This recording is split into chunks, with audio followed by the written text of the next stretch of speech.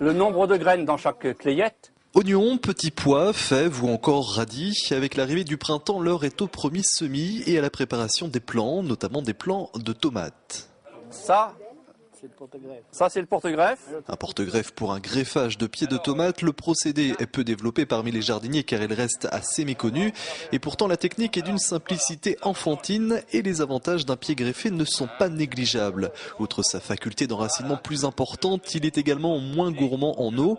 Sa production est aussi plus conséquente, le calibre des fruits est plus régulier et enfin il résiste mieux aux maladies. L'avantage, c'est surtout de ne plus utiliser de produits chimiques.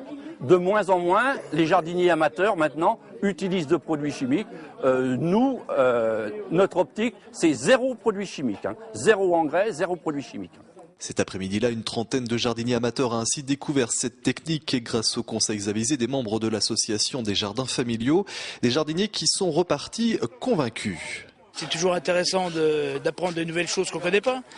Et je suis un petit peu émerveillé par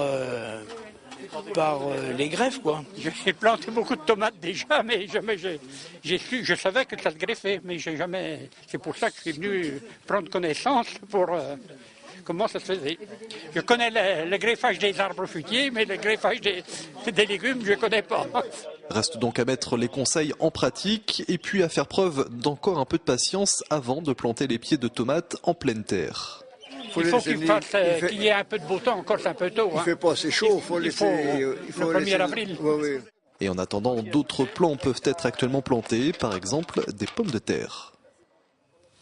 Et le jardinage n'est pas réservé aux plus grands. Les enfants s'initient aussi à l'activité. Dans le cadre de la Semaine nationale, différents ateliers sont organisés un peu partout en France. En Vendée, les écoliers ont aussi pu en profiter, comme ici dans une enseigne de La Roche-sur-Yon où les maternelles ont pu découvrir et toucher la terre, les plantes et les insectes pour comprendre la nature qui les entoure. Et comprendre la nature, c'est aussi la respecter. C'est avec ce message que se déroulent depuis 3 ans les cours proposés à l'école de Saint-Mexan-sur-Vie, près de Saint-Gilles-Croix-de-Vie. Les élèves de CP-CE1 ont donc visité cette fois une déchetterie et un centre de tri à Givran.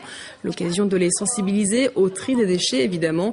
Et on le sait, il n'y a pas d'âge pour devenir un bon éco-citoyen.